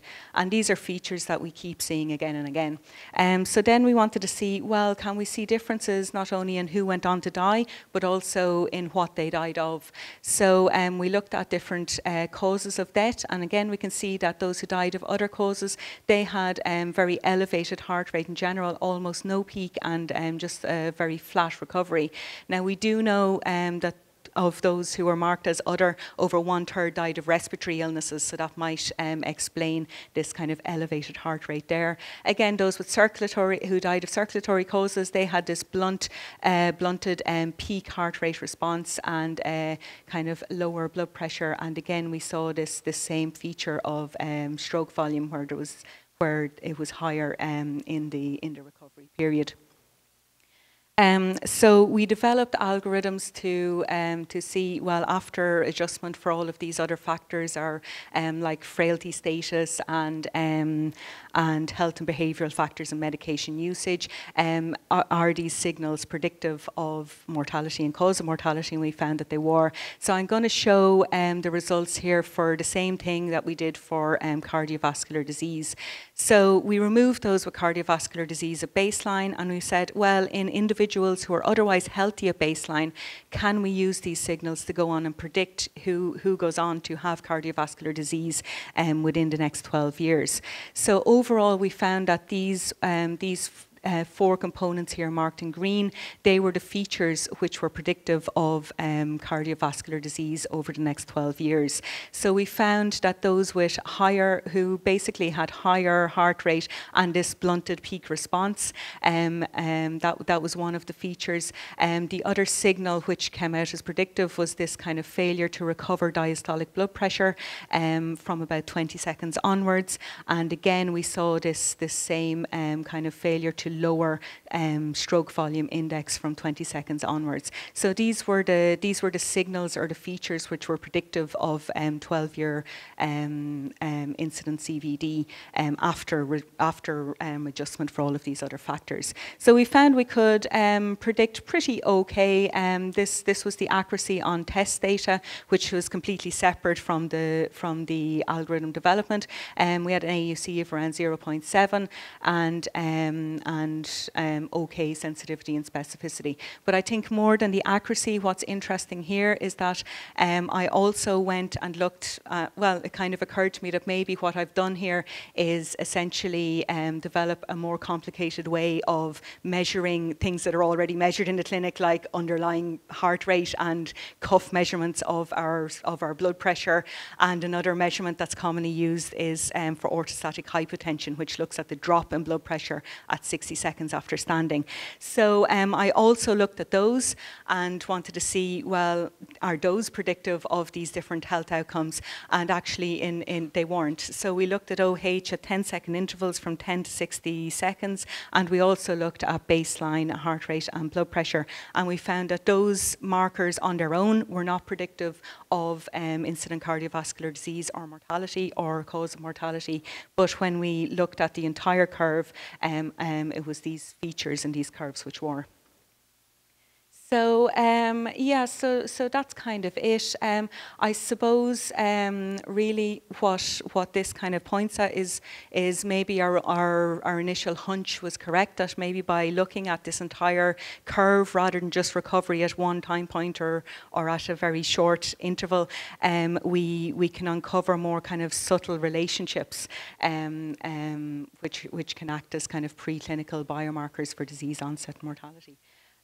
So yeah, I'd just like to finish up by acknowledging our sponsors and for thanking our hosts and the organising committee for inviting me here today and for organising such a wonderful conference. So thank you. Thank you, Belinda. So now we are going to move to the panel discussion. So we would like to invite all speakers to be on the floor. Okay, so now we have about 30 minutes for general discussion. And our experience shows this is probably the most funny part of the symposium. So now we're open to the floor.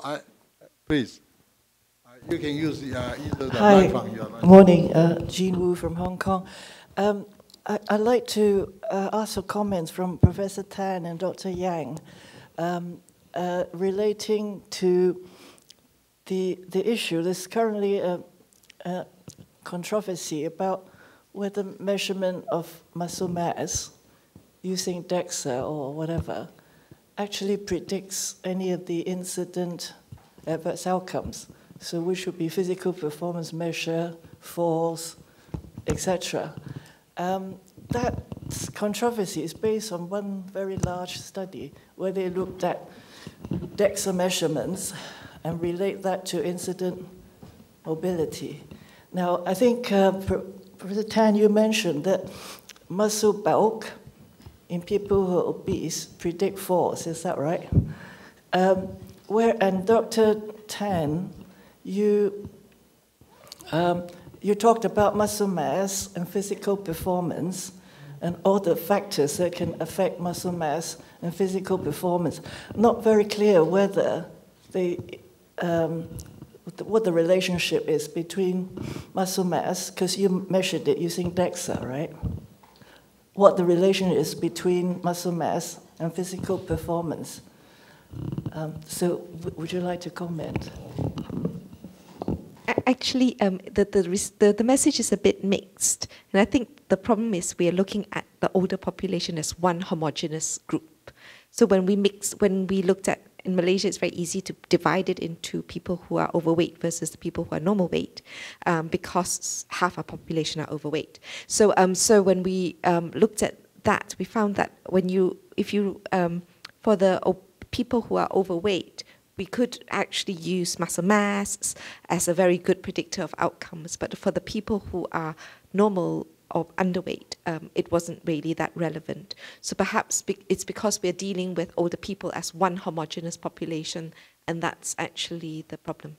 Did you use DEXA or did you use bioimpedance to measure muscle mass? Okay, initially in the first wave, baseline, we only had bioimpedance. But now we've also included MRI and DEXA, but only in a small number of our participants so that we could correlate. But we actually, overall, we found that the best measures of muscle mass and muscle strength are actually bioimpedance and grip strength and gait, and we use time up and go instead of gait speed, which is easier to measure in a population, because you can't really use MRI and DEXA for large population groups. So, your conclusion is that if you measure muscle mass with bioimpedance, it does predict some of the future adverse outcome, right? Yeah, that's great.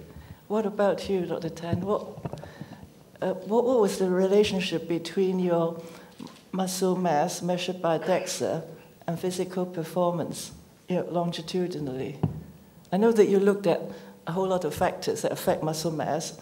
You talked about that, and then you talked about physical performance, but I wasn't sure whether you're lumping the two together or what. I mean, did the muscle mass predict poor?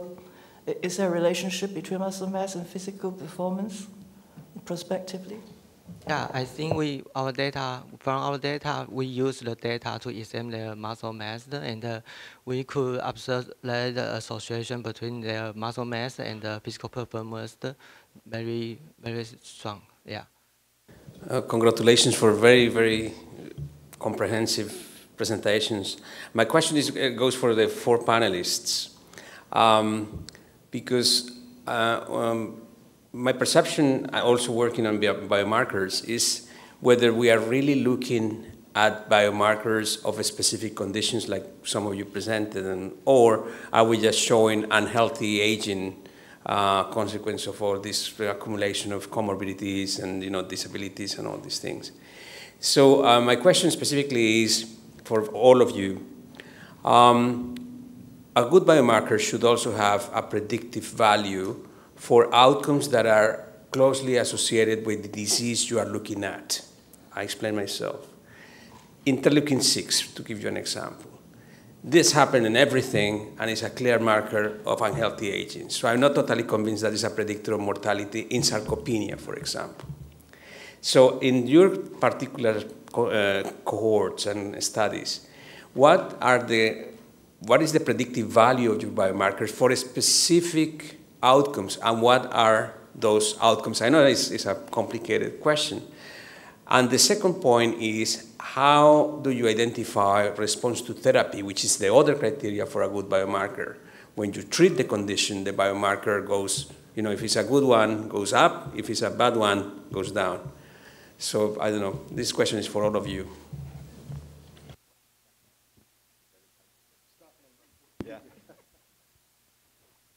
I think you know the answer, but it's squeezing. So yeah, for my experience, it's usually a cross-sectional study. So at this moment, we are looking for some screening tool for diagnosing sarcopenia. But sometimes we do some prospective study to see outcomes. You mentioned the outcomes, right? So I think for the outcomes, usually mortality and a disability must be the usual biomarker for outcomes. But I'm not much experience. I haven't done that much experience in the prospective study still yet. So usually I've done cross-sectional studies. So. It's a very, very loaded question. So do we really use mortality as an outcome? We do know that if you age healthily, you're going to live longer. But it doesn't matter. But just because you just because you live longer, it does not necessarily mean that you live longer, healthy lives. So we're looking at healthy life expectancy. But mortality is a very easy outcome to measure, particularly in Malaysia, where we've got good registry data, but nothing else. So we don't have linkage data, and even functional assessments are very challenging. So you ask about IADLs, they wouldn't do it anyway. So why would they do it? So we tend to put a lot of outcomes together: mortality, functional, physical performance, cognition, falls, sarcopenia, or frailty, all as outcomes. But what really should be a healthy aging outcome? I think with regards to the cohort studies now, I can't remember the name of the group, but there are a few groups that have now developed actual healthy aging tools. So and perhaps that's a way forward to put everything together to see what is healthy aging. But you're right, we're all just dealing with individual outcomes and looking at the prediction, the accuracy of prediction of individual outcomes.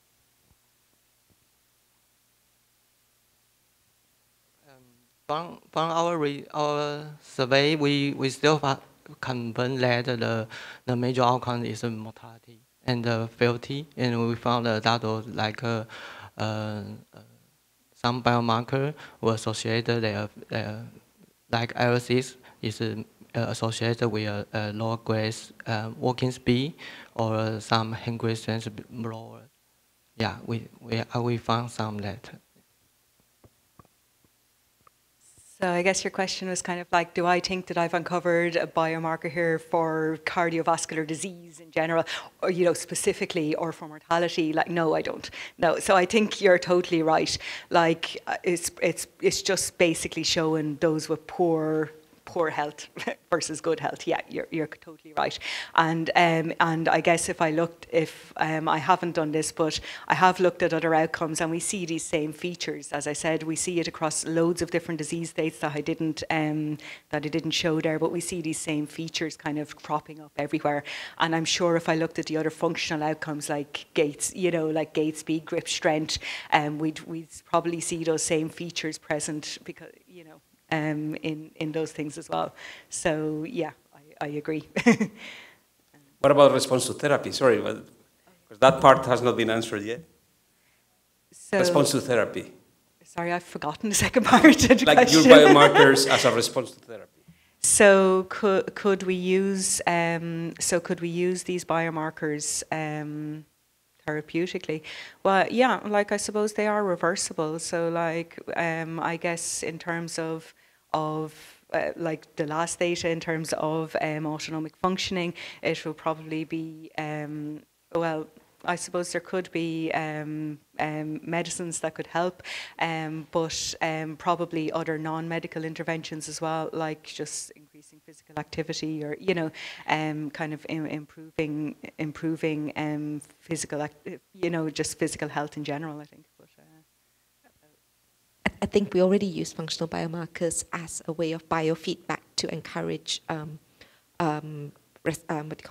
adherence to therapy, and even the physiological biomarkers I tend to use in the clinic to actually show that they're getting better, so they will actually continue the pharmacological or non-pharmacological management that you've doled out. But when it comes to predictor of therapy, which is we're talking about precision medicine, I think we're getting there, but I don't think we're there yet. But that'll be a huge step forward if we can actually do that. As you know well, to get the outcome, for example, to whether the medicine is good for sarcopenia, it takes 1 year. If you look at the outcome for disability, functional outcome, it takes at least 3 months to 6 months. But if you use biomarker, you can see at early stage, you can see it's going, the medicine is doing well or not in the early stages. So, yeah, as we agree that the biomarker is good, useful for in the treatment of medicines. Recently, we used the Chinese medicine to find out that maybe if better effect in cachexia mice, and we also found that Chinese medicine has the ability to improve the age association, decrease the immobility, and it also induce the reprogramming of the muscle homeostasis and associated gene associated in the skeletal muscle. Yeah, we do some experiment in the animal model and found that it had a benefit effect by some Chinese medicine. Okay, before we open, maybe I just make a brief comment on this very general, and I think also a very important issue about biomarkers. Gustav's question is, those biomarkers are surrogate for the exposure or is the consequence of the disease. And the status of the biomarker, they have a unit direction to the outcome, or they have a reciprocal direction. And why it is important? Because if you think a biomarker is the surrogate for the exposure, so then you may try to do some intervention to lower it. But if that's not the case, then you may target the wrong target. And so now another study is trying to use the Mendelian randomization to say, in fact, some biomarker is just a confounder.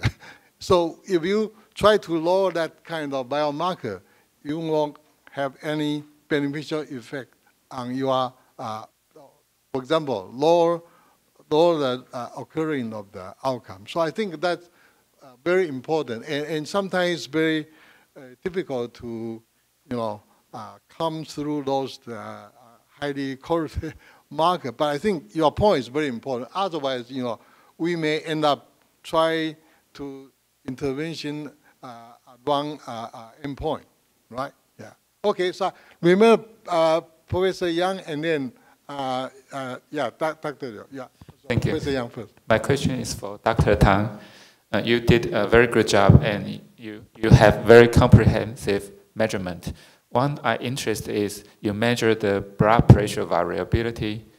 And my question is, do you think is there any physiological mechanism can explain the association between the blood pressure variability and the frailty? And the second is, do you consider the variability of blood pressure come from the environmental stressor, such as the air pollutant or the heat stress? Thank you. Wow. How long have you got? The blood pressure variability is, of course, we know there's autonomic control, hormonal, humoral mechanisms that also do control them, but you also have structural variations like your what do you call that? The blood vessel distensibility and the elasticity of the blood vessels. There are lots of all these factors that will actually control your blood pressure variability. So it's a highly complex mechanism. And so when we look at frailty, so if you think of frailty as a kind of a multi-domain sort of thing, then you could see that there's already a very strong correlation between blood pressure variability and frailty, because they are also controlled by a lot of similar factors. So you're right, we haven't quite got round to look at blood pressure variability and frailty because we hadn't even had time to refine our frailty instruments. So we use very hard outcomes such as falls, and then we've now moved on to cognition. So yes, our next thing to do is to actually look at blood pressure variability and frailty. But our problem is not many groups do this, so the development of this area is very slow, so that gives you an opportunity to also come on board as a researcher for this sort of things. Yeah, I have a follow-up question to follow up Professor Gustavo's question. If I put my policy hat on and I sit on the board of oversight for precision medicine for Singapore as a social scientist, my question is, you can tell me about all these biomarkers, but what are we going to do about it? Like how at a population level can we intervene? And maybe you can educate me on that, because I think we need to think about it. If we're going to genome sequence 100,000 Singaporeans, we need to convince them to come in for genotyping.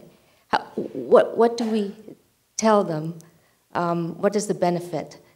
So it's kind of a general question, but if you have any insights. Board chairman's question. Huh?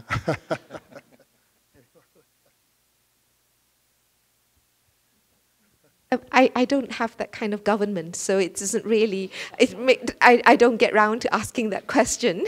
But yes, we should theoretically have, it's like a chicken and egg thing. So if you don't have a diagnostic tool, then how do you diagnose the disease to come up with a treatment? But then if the government wouldn't fund the treatment, then we will never have enough money to actually refine the whole system. So I think there needs to be a balance. Yeah.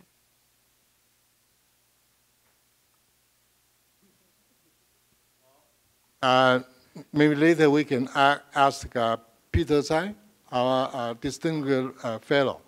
He probably has been asked for this question a couple of times. Yeah, so maybe Peter, you'd like to comment later. But first, the question over there. Yeah. Okay, thank you for your excellent talk. So I'm Jixian Huang from Taiwan. So because I'm a medical doctor, so I would like to ask a question from a clinician view. Because I've just read an article, a meta-analysis about sarcopenia biomarkers, just published on Aging Research Reviews. So the conclusion of that meta-analysis demonstrated that none of the all biomarkers is optimal to screen for sarcopenia, which just echoes Professor Wang's comment. Yeah, so, so a combination of several biomarkers may be better than only individual biomarkers to screen for sarcopenia. But the biomarkers mentioned are not commonly used in our daily practice. For example, so GDF15 or IGF-1 are not very commonly used in our daily practice, maybe mainly used for research. So I'm thinking about, is there any potential to combine several clinical variables with biomarkers to establish a new biomarker panel or biomarker screening tools to help clinicians to screen for sarcopenia using your cohort? May I answer to that? Yeah, actually the biomarker study and then also some combination of biomarkers is a science-based, I mean, it's based on the curiosity. But in practical terms, we found some meta-analysis using algorithm to predict sarcopenia using height, weight, age, sex, and with some cap circumference something, they can predict sarcopenia almost 90%. Some of them can predict 90% of sarcopenia. So in practical ways, I think that is enough. Yeah. So, but all these biomarker study we have done is about science-based because we don't know well still about sarcopenia. So that's why we are trying to touching biomarkers because, as you said, it can be some exposure or it can be some mechanism. So we are looking for that for the cause of sarcopenia. So that's why. But in clinical terms, we can use the more easier one, as I told you. Yeah, height, weight, age, sex, and some body measurement is enough to predict sarcopenia. I quite agree. So basically, I do find it very difficult because my patients will go to have a blood test done first, and they think that the blood test will tell them how healthy they are. But actually, and no one seems to think that a clinical assessment is complete without a blood test. So what we're looking for is a blood test to predict something that is so much more easier to, it's much easier just to measure the grip strength, the walking speed, take a history, those are actually much better measures of muscle strength, muscle mass, and also prediction of sarcopenia. No blood tests in any of the biomarkers that we've predicted that were actually good measurements. The biomarkers that we've done, we have very limited money, are not good predictors at all, the blood tests, the circulating biomarkers. Belinda, you like to make a comment? You even have some startup, right? Try to sell the biomarker. No, I was just going to follow on from the previous comments as well. I suppose, like when you're doing this research, it kind of comes back to what are you doing? Are you trying to? Is this like are you trying to explain the mechanisms, or are you trying to predict? So is it predictive accuracy or explanation you want from your models? And I guess probably with a lot of us, what we want to do is we want to understand the underlying mechanisms, and then we can kind of go back from there and see, well, how could we stop this, or or how could we intervene, or so in terms of like predictive accuracy, or developing these kind of screening tools, like as the other said, the marginal effect of any of these biomarkers or measurements, like after you take things like your overall age into account, that's probably going to be most of it. Like, your comorbidities, your BMI and things, the marginal, the incremental value of a lot of these markers, it probably won't be that much. But it can still, but it can still be very, it can still be very useful in adding predictive value. But probably practically, it's probably more explanation that we want. But like to understand how we can, the pathways and how we can kind of stop this before it starts. Or yes. I thank you really for your outstanding presentation. I would just say I have two questions. The first one about the biomarkers. I completely agree with you that probably the biomarkers is not useful in clinical practice to do the diagnosis, but we are studying around the world the biomarkers to better understand the mechanism of sarcopenia and eventually to try to have a specific treatment respect of that kind of mechanism. So I think that we can share this idea that biomarker is really important in terms of mechanism and not in terms of to do the diagnosis. The second one, I really curious about the if you, for you, for Professor Tan, if you have really a clear different definition between cognitive frailty and mild cognitive impairment. So cognitive frailty is actually a subset of mild cognitive impairment. So you have to have mild cognitive impairment as well as physical frailty for to actually qualify to become cognitively frail. But it's, as we've shown, it's not a static thing, and it's not even a progression. It's actually a transition state. So people transition out of a CF state into MCI only, frail only, MCI pre-frail. So it's not as straightforward as we think. So I would be very cautious in labeling anyone as CF because they don't say CF forever. But that's the current working definition. We probably go to the next procedure. We have some gift to present to our speaker, right? Yes, and then we need to take a photo. Yes, and graph. also video. A video, okay. so now we follow your order, okay? Okay. We thank the speakers and moderator for such insightful presentation and discussions, and we would like to present the certificate and gift for our speakers. And we invite moderator representing National Health Research Institute to express our gratitude. So please, we invite all our speakers to the front of the stage.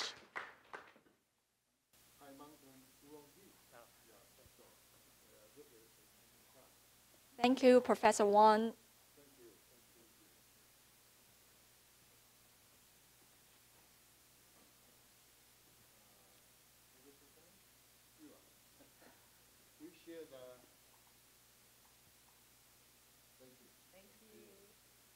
Thank you, Professor Tan.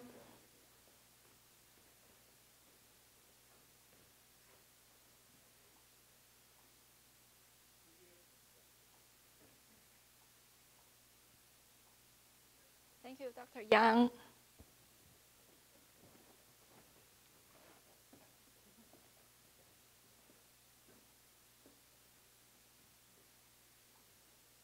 Thank you, Dr. Hernández. And we invite all the speakers and moderators to the front of the stage, and let's take a group photo.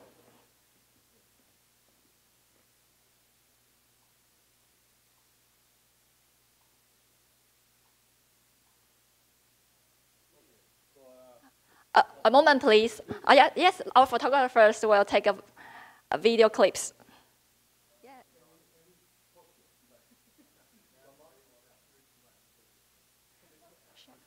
Wave hands. Wave hands.